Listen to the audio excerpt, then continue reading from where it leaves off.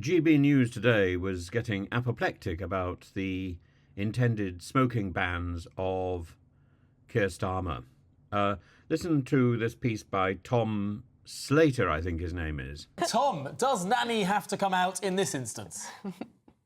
Absolutely not. I mean, and it's also worth remembering that they also want to bring in a nationwide ban, albeit one that's going to be escalated through the age ranges. But taking that as it is, there is no real case for this, at least in terms of the arguments that are being made. The idea that smokers are a tremendous drain on the economy, on public services, numerous studies have shown now that actually non-smokers tend to cost the taxpayer more in terms of healthcare, in terms of social security, because they tend to live longer. That's just a simple fact.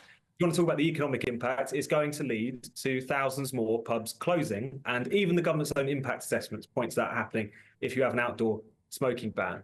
Roy Castle was one of the great showmen of my youth. I remember him vividly on The Good Old Days. I remember him on, what is it, The Record Breakers. I remember him on Jack and Ori. I remember him turning up again and again and again, and I also remember him in Pickwick. A superlative performer, a trumpet player, an amazing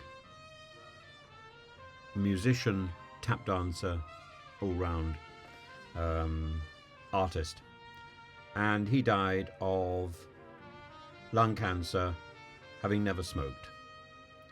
He died of lung cancer, which he'd acquired, apparently, according to his wife, through playing in smoky clubs all his life. He died of passive smoking. Smoking remains one of the most significant public health challenges globally, with dire consequences for individuals and for society. And while governments worldwide are considering stricter regulations to curb smoking rates, it's essential to consider the potential unintended consequences of criminalising something currently legal.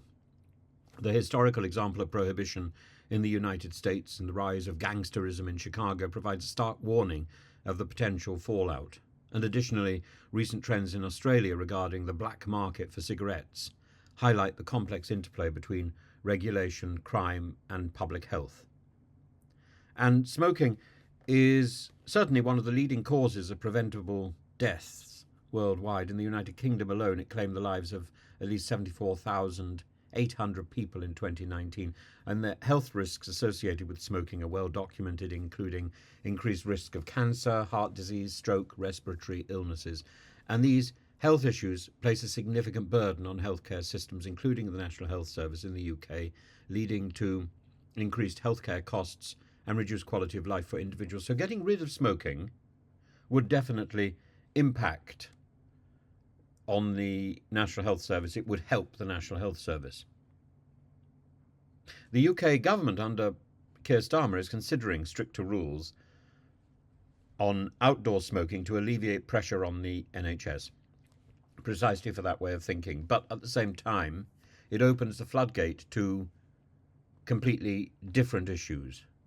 Measures under discussion include banning smoking in pub gardens, outdoor restaurants, outside hospitals, very wise, and sports grounds. Such measures are aimed at reducing the burden on the healthcare system and preventing a new generation from becoming addicted to tobacco. Rishi Sunak had the same idea, so that in a few years' time it would be legal for a 25-year-old, as Farage points out. I think I got the clip of him doing so.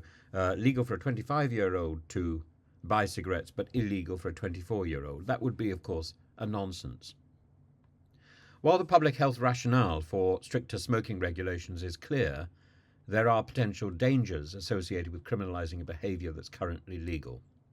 History offers lessons, particularly from the era of prohibition in the United States. During prohibition, from 1920 to 1933, the sale, production, the transportation of alcohol was banned in an effort to reduce alcohol consumption and its associated social ills. However, rather than eliminating alcohol consumption, prohibition gave rise to a vast and violent black market.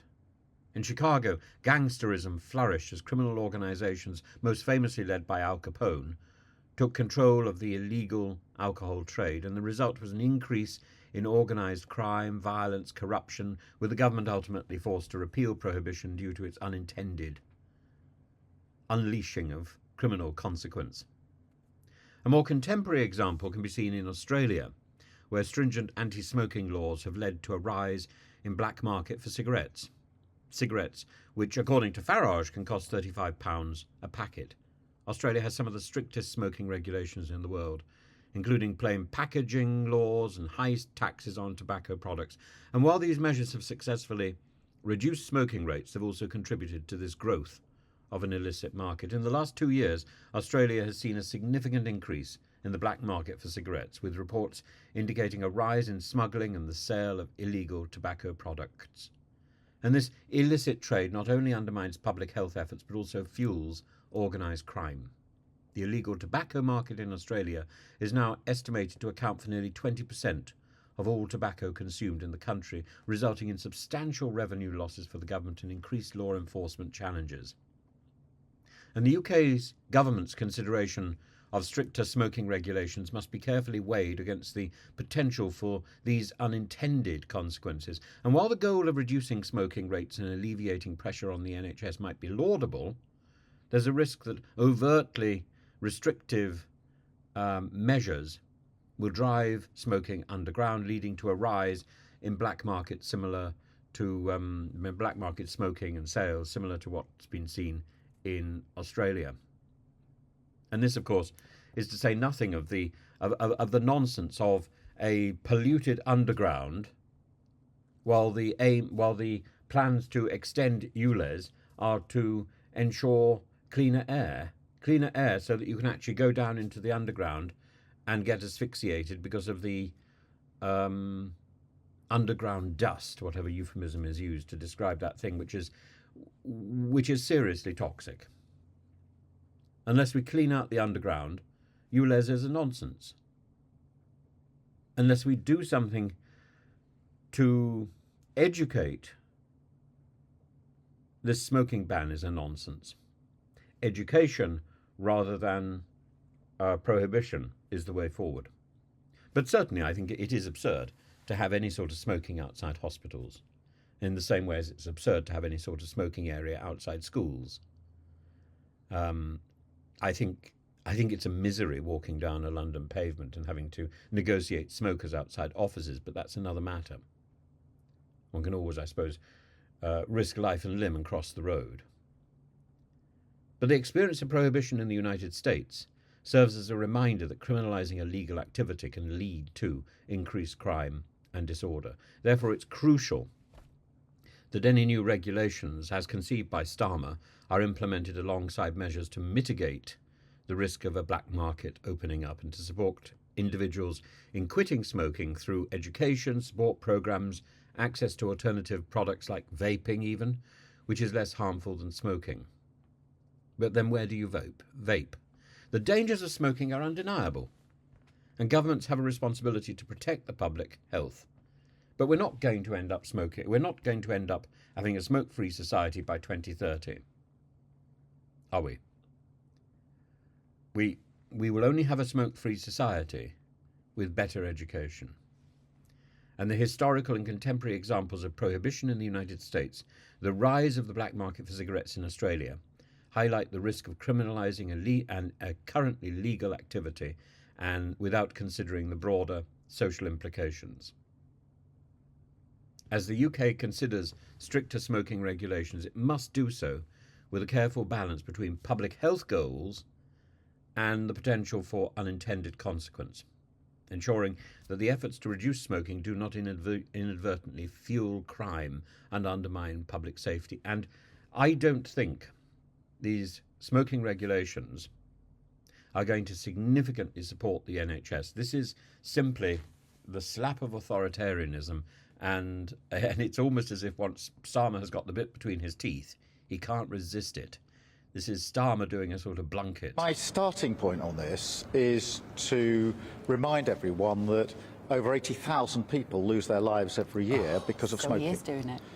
That's a preventable death. It's a huge burden on the NHS, and of course it's a burden on the taxpayer. So yes, we are going to take decisions in this space. More details will be revealed, but this is a preventable series of deaths, and we've got to take the action to reduce the burden on the NHS and reduce the burden on the taxpayer. And you can see the lure of having so much power in the hands of Starmer. It's just irresistible. It's something that Priti Patel and, of course, Suella Braverman were not able to resist. And I think the attraction of power, the attraction of pronouncing on these things, also appeals to people like Nigel Farage. But in this case, I think Nigel Farage is right. I'm not a smoker. I hesitate to point this out. I'm not a smoker. I have no particular interest in encouraging smoking. And I saw the damage it did to my own parents. But I think criminalising something in this way, a heavy-handed approach, is not the way forward. In so many ways, education is always the answer. And we get our education system is so bad, it's not surprising that isn't the first place we turn. But it should be the first place we do. Let's see what Nigel Farage has got to say, because he's actually quite sound on this one. Absolutely. And also, I'm a pub goer. And isn't it interesting that our politicians are a strange bunch, you know? They're not really very sociable. And very few in the House of Commons, I suspect, go into pubs. I love pubs because everyone's a parliament. You know, we discuss local issues, national issues, international issues. They're really important places. And back in 2006, when smoking was banned indoors, pubs and clubs took a 20% financial hit. It's one of the contributors to 7,000 of them closing over the last 20 years. If you ban people smoking in gardens and ban people smoking outside the front of pubs, that is the end of the British pub. Gone. No more boozers. There'll be restaurants that masquerade as pubs, but there will be no more pubs. And that's because, you know, quite a high proportion of pub goers enjoy the odd smoke as well. So I think it's massive government overreach. I think it's an intrusion that is just a step way too far. Because if you're outside, there's no reason why your smoke should affect anybody else at all. But I also think there's a danger here. And the danger is this. If you turn through regulation and through tax on the price, a legal activity into effectively an illegal activity, you hand it straight to the criminal gangs. And this has happened in Australia. A packet of cigarettes in Australia is the equivalent of 35 quid. Good Lord. So what has happened? What has happened is the black market in tobacco is now huge. No self-respecting criminal dealer bothers with cocaine anymore. There's no money in cocaine. No, it's cigarettes, it's tobacco. And gang warfare in Melbourne has led to, wait for it, 97 firebombings of shops and houses in the last 2 years. If you overtax a product, you make it almost impossible to use legally, you drive it into the hands of the wrong guys. We will not be smoke-free by 2030. Sakir, we will not be drug-free by 2030. We won't be alcoholism-free. We won't be obesity-free. You know, no one's encouraging anyone to smoke, but please, please, government steps too far, it'll have the wrong effect. So there we are. A smoking ban in some form is going to be on its way. I think a smoking ban in front of hospitals, in front of schools. I think there already is a smoking ban in front of schools, but a smoking ban in front of hospitals would be very wise. But a smoking ban in pub gardens, I think this is probably excessive, and maybe it's being promoted as something that can be abandoned later on to ensure that there is a smoking ban of smoking outside offices on the streets of London, and that will be the compromise. But it's draconian.